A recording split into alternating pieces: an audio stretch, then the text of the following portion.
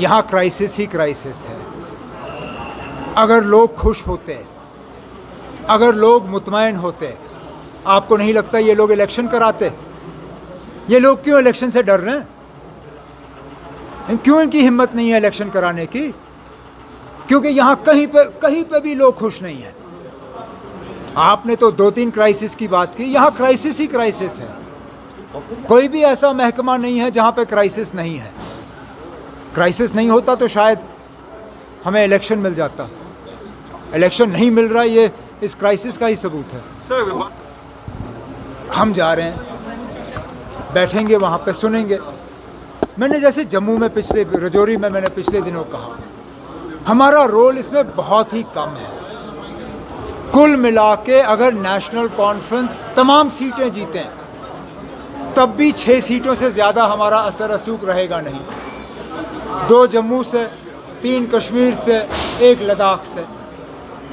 तो इसमें जब हमारा रोल ही इतना छोटा है तो हमसे ज़्यादा उम्मीद करने की क्या ज़रूरत। यूनिटी वो लोग पहले करें जिनकी 40-50 सीटें हैं।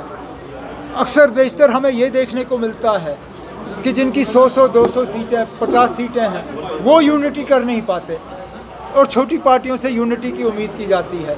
जो पहले 50, 60, 70 सीटों पे इलेक्शन लड़ते हैं वो थोड़ा सा हमें यूनिटी दिखाएं, फिर हम भी यूनिटी की बात कर सकते हैं। बात कर रहे हैं कि वो यूपी में 50 सीटें हैं, वो वहाँ पे हर जगह से कैंडिडेट उठाएंगे, दूसरी सीट। लेकिन आप वेस्ट बंगाल में इलेक्शन लड़ने वाले गोवा से कैंडिडेट उठाते हैं, तमिलनाडु में इलेक्शन लड़ने वाला दिल्ली में कैंडिडेट खड़ा करता है। इससे कौन सी यूनिटी का हमें फिर मिसाल मिलता है?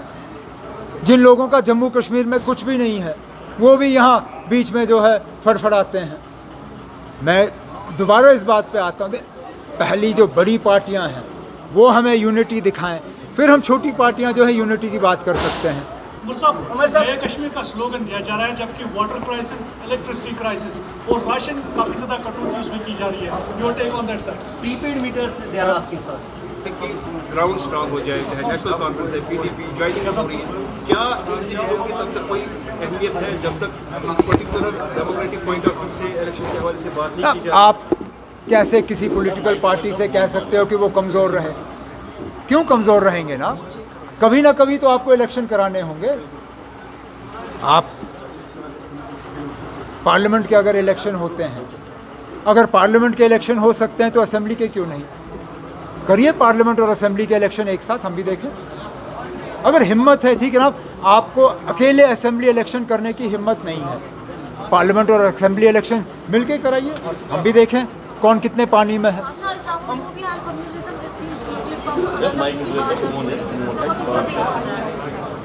सब इस्लाम इतना कमज़ोर मज़हब नहीं है कि किसी के फिल्म बनाने से हमारे मज़हब पे कोई असर पड़ेगा।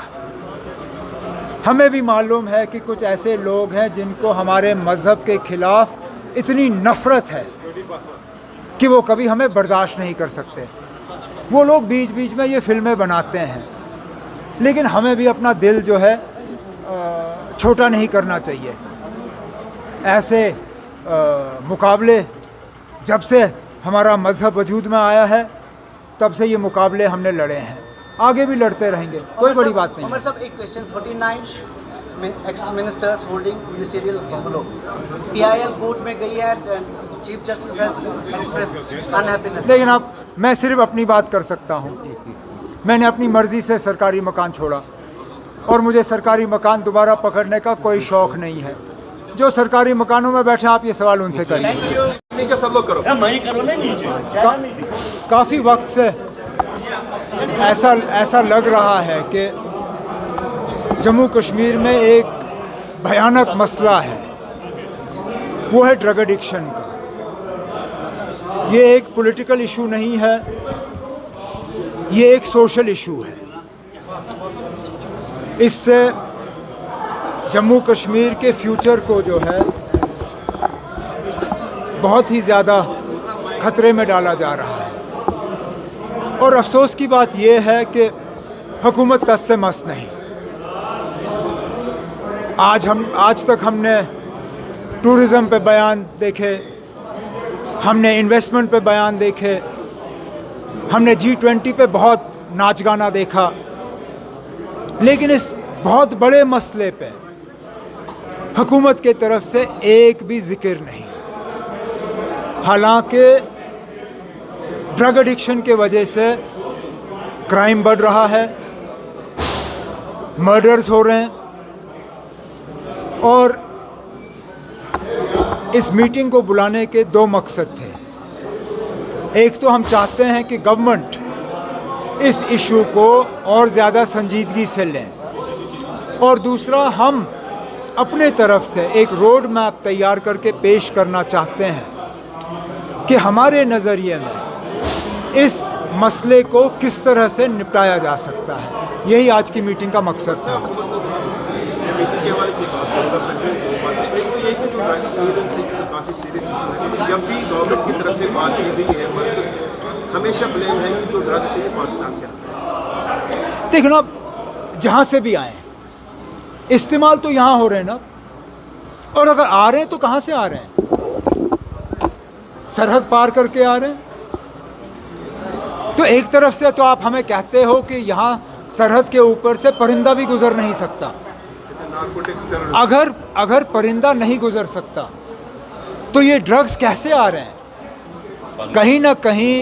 कहीं ना कहीं हमारे फेंस में कोई कमज़ोरी है, कहीं ना कहीं हमारा जो एंटी इन्फिल्ट्रेशन ग्रिड है उसमें कमज़ोरी है, क्योंकि ये ड्रग्स तो आ रहे हैं।